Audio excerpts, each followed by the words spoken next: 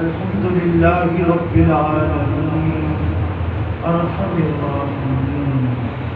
الذي أرسل حبيبه رحمة للعالمين وعلى آله وأصحابه وآبائه وأزواجه وعترته وأولياء أمته وعلماء ملته وجميع أهل سنته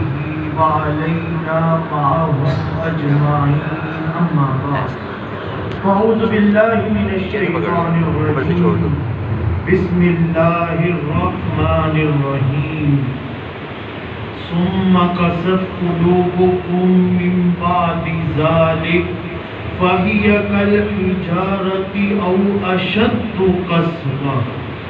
وإن من الحجارة لما يتفجر منه الأنهار وإن منها لما يشقق فيخرج منه الماء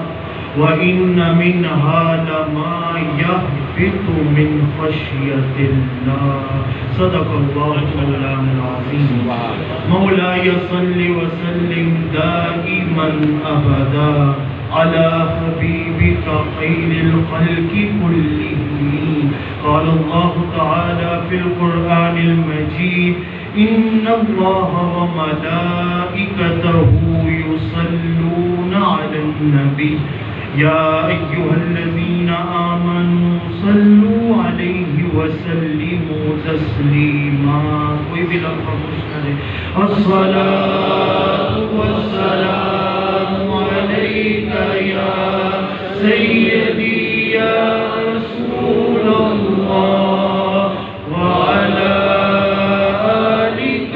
وأصحابك يا حبيب الله الصلاة والسلام عليك يا سيدي يا رحمة للعالمين وعلى آلك وأصحابك يا شفيع المذنبين کرتاس کے چہرے پر ایک لفظ لکھا میں نے کرتاس کے چہرے پر ایک لفظ لکھا میں نے اس لفظ کی خوشبو سے کرتاس معطر کرتاس کہتے ہیں ورقے کو کرتاس کے چہرے پر ایک لفظ لکھا میں نے اس لفظ کی خوشبو سے کرتاس معطر ہے اس لفظ کی کرنوں سے عالم بھی منور ہے وہ لفظ مکمل ہے وہ لفظ محمد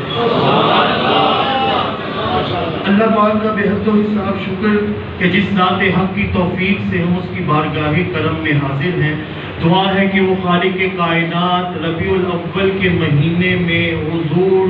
محمد مصطفیٰ صلی اللہ علیہ وسلم کے در کی باادب حاضری نصیب جس موضوع کو لے کر آپ کی خدمت میں کچھ عرض کرنے کے لیے حاضر ہوا ہوں اس موضوع سخن کا نام ہے نسبت پتھر کو بھی عظیم بنا دیتی ہے بولیے میرے ساتھ کیا نسبت پتھر کو بھی عظیم بنا دیتی ہے سورہ بقرہ کے اندر رب ذوالجلال نے ارشاد فرمایا ثم قست قلوبکم من بعد ذلک فہی کالحجارہ حرف عطف سے گفتگو کا آغاز کرتے ہوئے رب ذوالجلال نے فرمایا پھر تمہارے دل سخت ہو کر رہ گئے تمہارے دل سخت ہو گئے ہیں اور کیسے سخت ہوئے ہیں فرمایا من بعد ذالک فہی کالحجارہ جس طرح پتھر سخت ہوتے ہیں نا اے لوگوں تمہارے دل اسی طرح سخت ہو گئے یا رسول اللہ یا حبیب اللہ آپ نے اسلام ہم تک پہنچایا ہم نے اس کو سنا بھی لیکن ہم اس کی اطاعت و فرما برداری میں ابھی کامل نہیں بنے تو کیوں نہیں بنے رب ذوالجلال نے فرمایا قست قلوبکم اس کا ایک ہی ذریعہ ہے اور وہ یہ کہ تمہارے دل سخت ہو چکے ہیں اور کس طرح سخت ہوئے فرمایا فہی کالحجارہ جس طرح پتھر سخت ہو گیا ہے نا تمہارے دل اسی طرح سخت ہو چکے ہیں او اشد اشد قسوہ، پتھر کی طرح بھی سخت نہیں ہوئے۔ رب ذوالجلال نے ارشاد فرمایا پتھر سے بھی زیادہ سخت ہو چکے۔ اب آگے رب ذوالجلال نے پتھر کی اقسام گنوائی، فرمایا وَإِنَّ مِنَ الْحِجَارَةِ لَمَا يَتَفَجَّرُ مِنْهُ الْأَنْهَارُ، پتھروں میں سے بھی بعض پتھر ایسے ہوتے ہیں جس میں سے پانی نکلتا ہے، نہریں نکلتی ہیں۔ پھر فرمایا وَإِنَّ مِنْهَا لَمَا يَشَّقَّقُ فَيَخْرُجُ مِنْهُ الْمَاءُ، پتھروں میں سے بعض پتھر ایسے ہوتے ہیں جو پھٹتے ہیں تو اس میں سے پانی نکلتا ہے۔ پھر فرمایا وَإِنَّ مِنْهَا لَمَا يَهْبِطُ مِنْ خَشْيَةِ اللَّهِ، اے بندہ مومن تیرے دل کو کیا ہو گیا ہے؟ پتھروں میں سے بعض پتھر ایسے ہوتے ہیں جو صرف خوف خدا کی وجہ سے نیچے گر جاتے ہیں۔ پتھروں کی اقسام رب ذوالجلال نے بیان کی۔ اب میں ذرا یہاں پر بات کو روک کر آپ کے دل پر دستک دینے کے لیے ایک جملہ بیان کرنے جا رہا ہوں۔ رب ذوالجلال نے پتھر کی اقسام بیان کر کے بتایا زمانے والوں پتھر آپس میں برابر نہیں ہو سکتے تو انسان کے برابر کہاں سے ہو سکتا ہے؟ انسان کے برابر بھی نہیں ہو سکتا۔ پتھر اللہ کی مخلوق یہ آپس میں برابر نہیں ہو سکتی تو غوث آپس میں برابر کیسے ہو سکتے ہیں؟ جب غوث آپس میں برابر نہیں ہو سکتے تو کتب آپس میں برابر کیسے ہو سکتے ہیں؟ جب کتب آپس میں برابر نہیں ہو سکتے تو ابدال آپس میں برابر کیسے ہو سکتے ہیں؟ جب ابدال آپس میں برابر نہیں ہو سکتے تو صحابہ آپس میں برابر کیسے ہو سکتے ہیں؟ جب صحابہ آپس میں برابر نہیں ہو سکتے تو انبیاء آپس میں برابر کیسے ہو سکتے ہیں؟ جب انبیاء آپس میں برابر نہیں ہو سکتے تو محمد مصطفیٰ تمہارے برابر کیسے ہو سکتے ہیں؟ نسبت پتھر کو عظیم بنا دیتی ہے۔ حضور محمد مصطفیٰ صلی اللہ علیہ وسلم کی نسبت جسے مل جائے، میں نے سوچا حضور کا مقام پہچانو۔ حضور کا مقام پہچاننے کے لیے نکلا، عقل بھی آ گئی، عشق بھی آ گیا۔ عقل بھی آ گئی اور عشق بھی آ گیا۔ میں نے کہا عقل مجھے مقام مصطفیٰ تک پہنچنا ہے۔ عقل نے کہا چل پھر سفر کر، کہیں پر امام اعظم ابو حنیفہ رحمۃ اللہ تعالی علیہ کا درجہ، کہیں پر اعلیٰ حضرت عظیم البرکت رحمۃ اللہ تعالی علیہ کا درجہ، کہیں پر امام ابو یوسف رحمۃ اللہ تعالی علیہ کا درجہ، کہیں پر امام محمد رحمۃ اللہ تعالی علیہ کا درجہ، کہیں پر امام ابو یوسف رحمۃ اللہ تعالی علیہ کا درجہ، کہیں پر امام حماد رحمۃ اللہ تعالی علیہ کا درجہ، کہیں پر امام ابراہیم نخعی رحمۃ اللہ تعالی علیہ کا درجہ۔ میں نے کہا عقل مقام مصطفیٰ آیا، عقل نے کہا نہیں یہ تو مصطفیٰ کے غلاموں کے غلام ہے، تھوڑا اور اوپر چل، کہیں پر حضرت ابوبکر صدیق رضی اللہ تعالیٰ عنہ کا درجہ، کہیں پر حضرت عمر فاروق رضی اللہ تعالیٰ عنہ کا درجہ، کہیں پر حضرت عثمان غنی رضی اللہ تعالیٰ عنہ کا درجہ، کہیں پر حضرت علی شیر خدا رضوان اللہ تعالیٰ علیہ مجمعین کا درجہ، کہیں پر حضرت عبداللہ ابن عباس کا درجہ، کہیں پر حضرت انس ابن مالک کا درجہ۔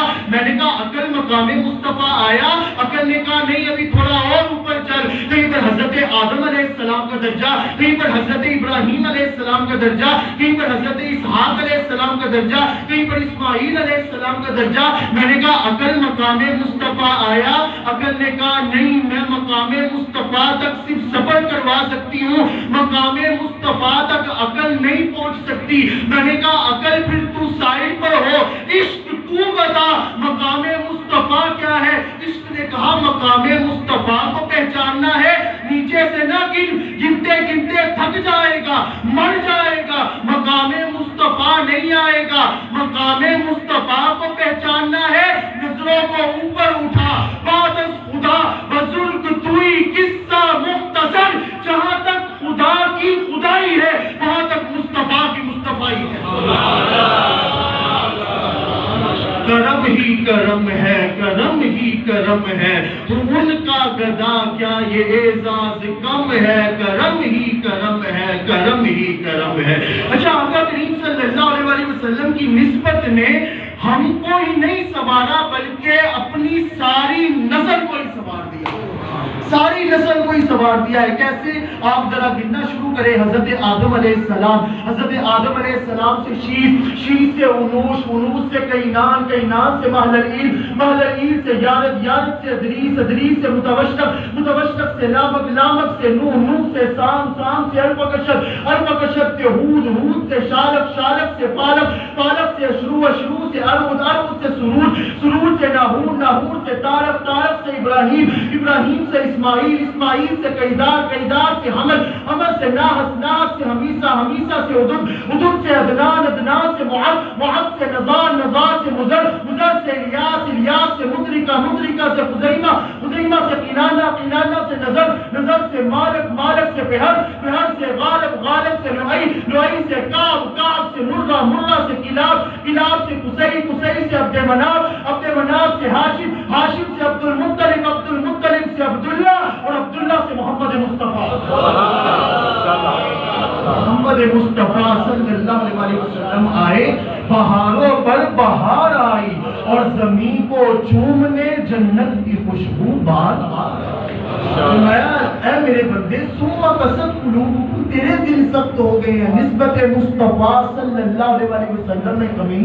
نہیں آئی، اور فرمایا وشد قسوہ، اس سے زیادہ بھی سخت ہو چکے ہیں۔ 360 بت تھے خانہ کعبہ کے اندر، کتنے بت تھے؟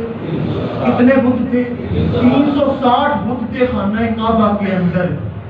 فتح مکہ کا موقع آیا، حضرت محمد مصطفیٰ صلی اللہ علیہ وسلم نے کہا علی جی یا رسول اللہ آگے ہو کر بت کو توڑنا شروع کرو اور قرآن کی آیت پڑھو، جاء الحق وزہق الباطل ان الباطل کان زہوقا، کہ باطل جا کے رہتا ہے، حق آگے رہتا ہے، اور حق آ چکا ہے، اور اب ان بتوں کو یہاں سے نکال کر باہر توڑ کر پھینکو۔ اب حضور کی اس فرمان کے اوپر حضرت علی شیر خدا رضی اللہ تعالیٰ عنہ نے عمل کرنا شروع کر دیا۔ 360 بت کس سے بنے تھے؟ 360 بت کس سے بنے تھے؟ پتھر سے۔ کس سے بنے تھے؟ کس سے بنے تھے؟ پتھر سے۔ رب ذوالجلال نے 360 بت جو پتھر سے بنے تھے ان کو خانہ کعبہ سے نکلوایا، لیکن 2 پتھروں کو اپنے خانہ کعبہ کے اندر ابھی تک رکھوایا ہوا۔ 2 پتھر، ایک مقام ابراہیم اور ایک حجر اسود ابھی تک رکھوایا ہوا ہے۔ باری تعالیٰ ایک طرف تو آپ کہتے ہیں کہ پتھر کو سجدہ نہیں کرنا، شرک ہو جائے گا، آپ نے 360 پتھر خانہ کعبہ سے باہر پھینکوا دیے، دوسری طرف 2 پتھر ابھی تک رکھے ہوئے ہیں، ایک کو جا کے سارے حاجی عمرہ کرنے والے چومتے ہیں اور ایک کے آگے سجدہ کرتے ہیں۔ باری تعالیٰ ماجرا کیا ہے؟ فرمایا ابراہیم کا زمانہ پڑھ کر دیکھو، ابراہیم علیہ السلام کے زمانے میں پتھر ہی پتھر تھے، جہاں پر تبلیغ کے لیے جاتے پتھروں کے اوپر سے گزر کے جاتے، کسی بھی پتھر کو محفوظ نہیں کروایا، یہ مقام ابراہیم کو محفوظ کروا کر پیغام یہ دیا لوگوں یہ وہ پتھر ہے جس پر ابراہیم نے کھڑے ہو کر محمد مصطفیٰ کا میلاد پڑھا۔ ربنا وابعث فیہم رسولا، باری تعالیٰ میں مزدوری میں محمد مصطفیٰ مانگتا ہوں تاکہ قیامت کے روز بروز محشر زمانے والے یہ نہ کہیں کہ ابراہیم خلیل اللہ آ رہے ہیں، بلکہ یہ کہیں کہ محمد کے دادا ابراہیم آ رہے ہیں۔ جب یہ دعا پڑھی تو رب ذوالجلال نے فرمایا مقام ابراہیم کو اے پتھر ذرا نرم ہو، ابراہیم کے قدم کو اپنے سینے میں محفوظ کر، اور زمانے والوں کو میں بتانا چاہتا ہوں کہ جس پتھر کو محمد مصطفیٰ کے ساتھ نسبت نہ ہو، 360 ہی کیوں نہ ہو، خانہ کعبہ سے باہر پھینکوا دیتا ہوں، لیکن جس پتھر کو محمد مصطفیٰ کے ساتھ نسبت ہو جائے ساری کائنات کو اس کے آگے جھکوا دیتا۔ اب حجر اسود کی باری آئی، حضرت عمر فاروق رضی اللہ تعالیٰ عنہ کا دور ہے، حجر اسود ہے، حضرت عمر فاروق رضی اللہ تعالیٰ عنہ سامنے کھڑے ہیں، متفق علیہ حدیث ہے، امام بخاری رحمۃ اللہ تعالیٰ علیہ نے بھی اس کو نقل کیا اور امام مسلم رحمۃ اللہ تعالیٰ علیہ نے بھی اس کو نقل کیا۔ حضرت عمر فاروق کھڑے ہو کر کہنے لگے یا حجر الاسود انی اعلم انک حجر لا تنفع ولا تضر، انی رأیت النبی صلی اللہ علیہ وسلم قبلتک ما قبلتک قط۔ حضرت عمر فاروق رضی اللہ تعالیٰ عنہ نے کہا ہے حجر اسود میں جانتا ہوں کہ تو اللہ تعالیٰ کی طرف سے بھیجا ہوا پتھر ہے، تو نہ نفع دے سکتا ہے نہ ہی نقصان دے سکتا ہے، میں تجھے فقط اس وجہ سے چوم رہا ہوں کہ کیونکہ تجھے میرے آقا محمد مصطفیٰ نے چوما۔ رسول اللہ صلی اللہ علیہ وسلم تجھے میرے آقا محمد مصطفیٰ نے چوما تھا، میں اسی وجہ سے تمہیں چوم رہا ہوں۔ پیچھے کھڑے تھے حضرت علی شیر خدا رضی اللہ تعالیٰ عنہ، کندھے پر ہاتھ رکھ کر کہنے لگے عمر بھائی آپ کو کس نے کہا ہے کہ یہ پتھر نہ نفع دیتا ہے نہ نقصان دیتا ہے؟ یہ نفع بھی دیتا ہے اور نقصان بھی دیتا ہے، یہ نفع بھی دیتا ہے اور نقصان بھی دیتا ہے۔ حضرت عمر فاروق نے پوچھا علی بھائی کیسی بات کر دی؟ کہا میں نے آقا کریم محمد مصطفیٰ صلی اللہ علیہ وسلم سے سنا تھا، انہوں نے کہا تھا جو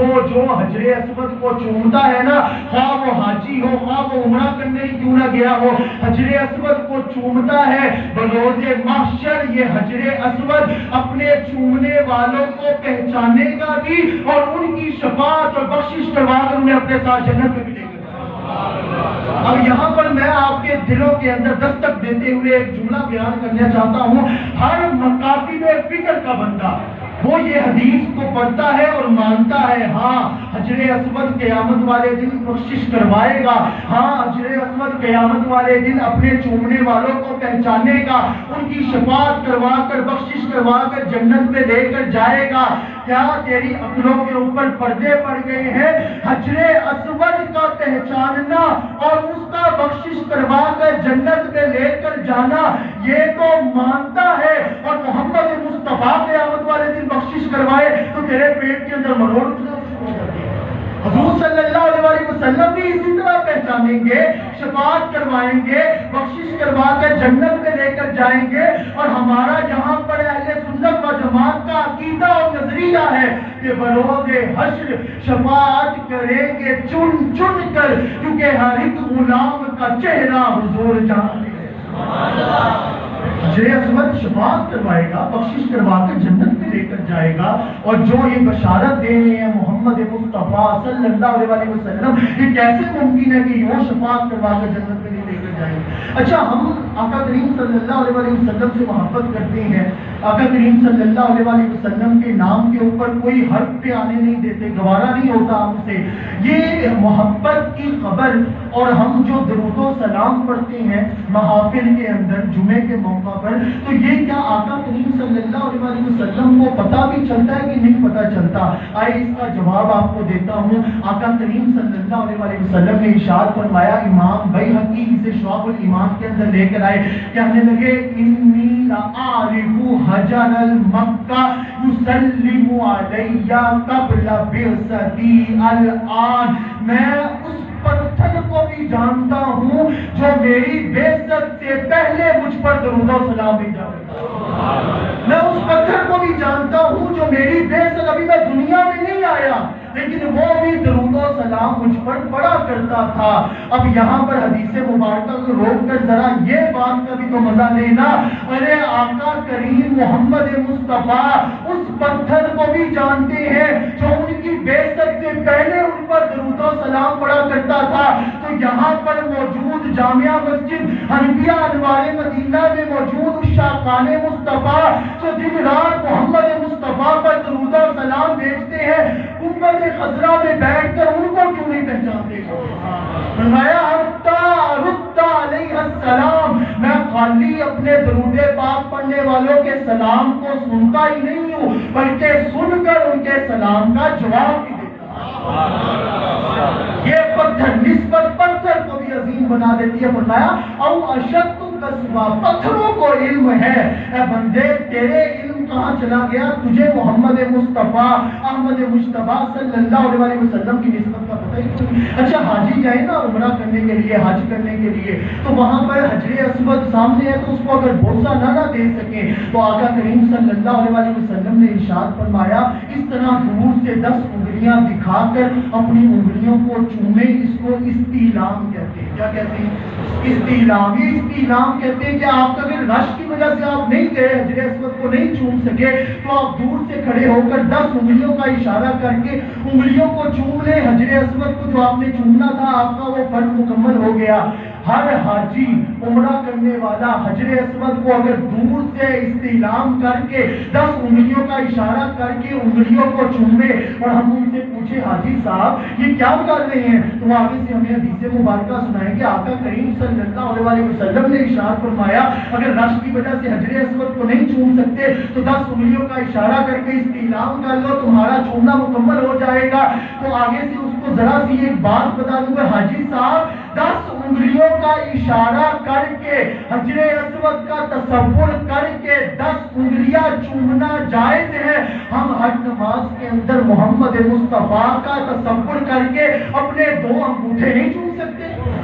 ہم اپنے 2 انگوٹھے محمد مصطفیٰ صلی اللہ علیہ وسلم کا تصور کر کے چومے تو ہمارا چومنا ناجائز ہو گیا۔ اچھا چومنے کا تعلق مسلک کے ساتھ ہوتا ہی نہیں، چومنے کا تعلق مسلک کے ساتھ نہیں ہوتا۔ اگر چومنے کا تعلق مسلک کے ساتھ ہوتا تو ماں اپنی بیٹی کو کس مسلک کے تحت چومتی ہے؟ باپ اپنے بیٹے کو حضور محمد مصطفیٰ صلی اللہ علیہ وسلم امام حسن مجتبیٰ اور امام حسین سید الشہداء ان کو چوما کرتے تھے تو کس مسلک کے تحت چومتے تھے؟ گویا ہم محمد مصطفیٰ صلی اللہ علیہ وسلم کا تصور کر کے ان کی نسبت والے ہر تبرکات کو اگر چومے تو یہ چومنا جائز ہے اور محمد مصطفیٰ سے اپنی عقیدت کا اظہار۔ شام کے موقع پر نا امام ابن سعد طبقات ابن سعد کے اندر اس واقعے کو لے کر آئے اور اسی طرح امام ذہبی رحمۃ اللہ تعالیٰ علیہ اتھارٹی ہے، اس میں جو آپ کے سامنے نام لیتا جا رہا ہوں یہ اتھارٹی ائمہ الائمہ فی الحدیث ہے۔ امام ذہبی رحمۃ اللہ تعالیٰ علیہ نے سیر و اعلام النبلاء کے اندر اس کو لے کر آئے اور امام ابن عساکر رحمۃ اللہ تعالیٰ علیہ تاریخ دمشق کے اندر اس واقعے کو لے کر آئے۔ آقا کریم صلی اللہ علیہ وسلم صحابہ کرام کے ساتھ سفر کر رہے تھے، ایک جگہ پہ چلے گئے تو وہاں پر جا کر انہوں نے کچھ آرام کیا تو ایک وہاں سے دور سے عربی دیکھ رہا تھا کہ یہ کون آ رہا ہے قافلہ، تو وہ چلا گیا، انہوں نے پاس جا کر سلام وغیرہ کیا، انہوں نے بتایا کہ ہمارے نبی محمد مصطفیٰ صلی اللہ علیہ وسلم ہے تو آپ ان سے بھی ملے۔ تو عربی آ کر ان سے ملا اور کہنے لگا اچھا میں آپ کا کلمہ پڑھ کر اس مسلمان تو ہو جاؤں گا لیکن میری ایک شرط ہے۔ آگے سے آقا کریم صلی اللہ علیہ وسلم نے پوچھا کہ کیا شرطیں ہیں بتائیں؟ انہوں نے کہا جی میری شرط یہ ہے کہ وہ جو سامنے پتھر ہے نا آپ اس پتھر کو اشارہ کریں، اگر تو وہ پتھر چل کر آپ کے پاس آ گیا تو میں کلمہ پڑھ کر مسلمان ہو جاؤں۔ آقا کریم صلی اللہ علیہ وسلم آگے سے مسکرا کر کہنے لگے اچھا بس اتنی سی بات ہے، بس اتنی سی بات ہے۔ آقا کریم صلی اللہ علیہ وسلم نے اشارہ کیا، حضرت ابو موسیٰ اشعری رضی اللہ تعالیٰ عنہ روایت کرتے ہیں، کہتے ہیں ہماری نظروں کی حد کی انتہا نہیں رہی، محمد مصطفیٰ صلی اللہ علیہ وسلم کا اشارہ کرنا تھا، پتھر بھاگتے ہوئے آ کر محمد مصطفیٰ کے آگے سجدہ کرنے لگا، بھاگتے ہوئے آگے سجدہ کرنے لگ گیا۔ صحابہ کرام کہتے ہیں ہم نے جب یہ دیکھا کہ پتھر آیا اور ساتھ حضرت علی شیر خدا رضی اللہ تعالیٰ عنہ بھی موجود تھے، انہوں نے کہا ہم نے اپنے کانوں سے سنا وہ پتھر سجدہ کرنے کے بعد بول رہا تھا الصلاۃ والسلام علیکہ یا رسول اللہ، الصلاۃ والسلام علیکہ یا حبیب اللہ۔ پتھروں کو بھی علم ہے۔ حضرت علی شیر خدا رضی اللہ تعالیٰ عنہ کہتے ہیں جب آقا کریم صلی اللہ علیہ وسلم نے نبوت کا اعلان نہیں کیا تھا، اظہار نبوت نہیں کیا تھا، تو جب شام کے سفر کے اوپر اپنے چچا کے ساتھ جاتے تو میں حیران رہ جاتا کہ جتنے بھی رستے میں پتھر آتے، جتنی بھی درخت آتے، وہ سارے آ کر محمد مصطفیٰ کے آگے سجدہ کیا کرتے اور بعد میں درود و سلام پڑھا کرتے تھے اور یہودی آ کر بولتے تھے کہ ہماری کتابوں میں جو نشانیاں بیان ہوئی ہیں وہ ہوں بہو ہم نے اگر کسی میں دیکھی ہیں تو وہ آپ کے نبی محمد مصطفیٰ صلی اللہ علیہ وسلم۔ آقا کریم صلی اللہ علیہ وسلم مدینہ پاک کے اندر آئے، وہاں پر کتنے پہاڑ ہیں، جنہوں نے حج کیا ہوا ہے، جنہوں نے عمرہ کیا ہوا ہے، اللہ پاک سب کو مدینے لے جائے اس کو ملے۔ جنہوں نے حج عمرہ کیا ہوا ہے وہ جانتے ہیں مدینہ پاک جائے نا وہاں پر بے شمار پہاڑ آتے ہیں، بے شمار وہاں پہ آپ کو زیارات ملتی ہیں، وہاں پر جو ہے جبل احد بھی ہے۔ اچھا یہ جو جبل احد ہے نا آقا کریم صلی اللہ علیہ وسلم نے صحابہ کرام کو روکا، یہ بھی متفق علیہ حدیث ہے، روک کر کہا ھذا جبل احد، یہ جبل احد۔ صحابہ کرام نے اب سن لیا۔ اچھا اب آقا کریم صلی اللہ علیہ وسلم بتا رہے ہیں تو صحابہ کرام کو کیا پتہ نہیں تھا؟ صحابہ کرام کو بھی پتہ تھا، علم تھا کہ یہ جبل احد ہے، لیکن صحابہ کرام خاموش۔ اب آقا کریم صلی اللہ علیہ وسلم نے خود ہی آگے وضاحت کی، فرمایا ھذا جبل احد یحبنا ونحبہ، یہ جبل احد ہے، یہ ہم سے پیار کرتا ہے، ہم اس سے پیار کرتے ہیں۔ یہ جبل احد ہے، یہ ہم سے پیار کرتا ہے اور ہم اس سے پیار کرتے ہیں۔ اب جبل احد میں بول کر تو نہیں بتایا تھا نا کہ یا رسول اللہ صلی اللہ علیہ وسلم انا احبک، میں آپ سے پیار کرتا ہوں۔ پھر آقا کریم نے یہ کیسے کہہ دیا کہ یہ جبل احد ہم سے پیار کرتا ہے اور ہم اس سے پیار کرتے ہیں؟ گویا ان کا یہ بتانا بتا رہا تھا کہ محمد مصطفیٰ صلی اللہ علیہ وسلم جب جبل احد پر جایا کرتے تھے تو جبل احد عشق میں آ کر وجد کرنے لگ جایا کرتا۔ حضور صلی اللہ علیہ وسلم نے جبل احد پر چڑھنا، اس نے وجد کرنا شروع کر دینا۔ حضرت ابوبکر صدیق ساتھ ہونے، حضرت عثمان غنی کے ساتھ ہونا، اور جبل احد نے جب وجد کرنا نا تو حضور صلی اللہ علیہ وسلم نے اپنے قدموں کے ساتھ ٹھوکر مار کر کہنا، جبل احد ٹھہر جا، تجھے پتہ نہیں تیرے اوپر ایک نبی، ایک صدیق اور ایک شہید کھڑا ہوا۔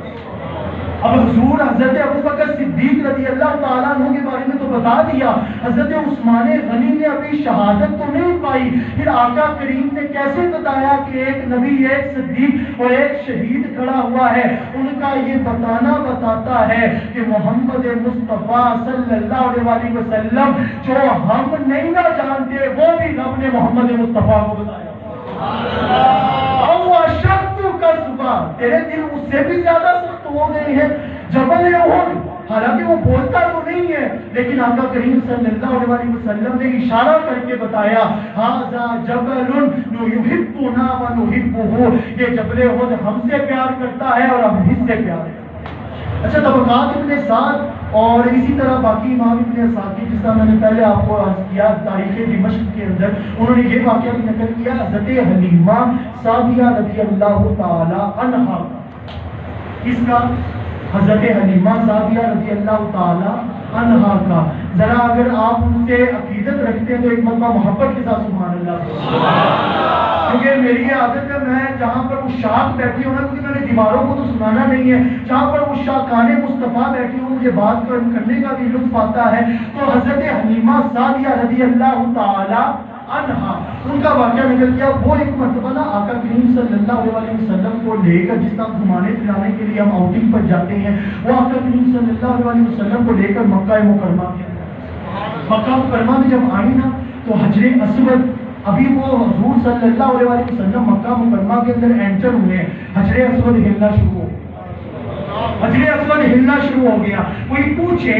ہاؤ از اٹ پاسبل، یہ کیسے ممکن ہو سکتا ہے کہ حجر اسود تو پتھر ہے اور وہ بھی حجر اسود پتھر جو جنت سے آیا ہے، اس کو کیسے پتہ چل گیا کہ محمد مصطفیٰ صلی اللہ علیہ وسلم آ رہے ہیں؟ تو اس کا جواب ایک ہی ہے، اور وہ یہ کہ جب کائنات بنی تھی نا اور آدم علیہ السلام بھی پیدا نہیں ہوئے تھے تو ذرہ ذرہ کوچا کوچا کریا کریا جس ہستی کو پہچانتا تھا وہ ہستی میرے آپ کے آقا محمد مصطفیٰ صلی اللہ علیہ وسلم۔ حجر اسود نے ہلنا شروع کر دیا اور ہل کر فوراً باہر آ کے گرا، اور آقا کریم صلی اللہ علیہ وسلم نے پکڑ کر اس کو چوما، اور حجر اسود نے، اب میرا یہ وجدان اور گمان کہتا ہے حجر اسود نے بھی کہا ہوگا اور باری تعالیٰ آج تے محبوب نو مل کے چس آ گئی، آج تو محمد مصطفیٰ صلی اللہ علیہ وسلم نے مجھے چوما ہے۔ ساری کائنات کا چومنا ایک طرف اور محمد مصطفیٰ صلی اللہ علیہ وسلم کا چومنا ایک۔ اور آخری روایت سنا کر میں اپنی گفتگو کا اختتام کرتا ہوں، اور یہ روایت آپ کو سنانے کا مقصد یہ ہے کہ آپ اپنی زندگی کا معمول بنائیں، اپنی زندگی کو اس طریقے سے آپ مینیج کریں کہ ہم نے اپنی زندگی میں جہاں یہ کام کرنے ہیں وہاں پر ہم نے آقا کریم محمد مصطفیٰ صلی اللہ علیہ وسلم پر درود و سلام بھی بھیجتے ہیں۔ علامہ اقبال رحمۃ اللہ تعالی علیہ یہ ذرا ایک اعلان سماعت فرما لیں پہلے، تحفظ ناموس رسالت صلی اللہ علیہ وسلم احتجاج 17 جون 2022 بعد از نماز جمعہ المبارک 4:30 پر بامقام سیالکوٹی دروازہ تا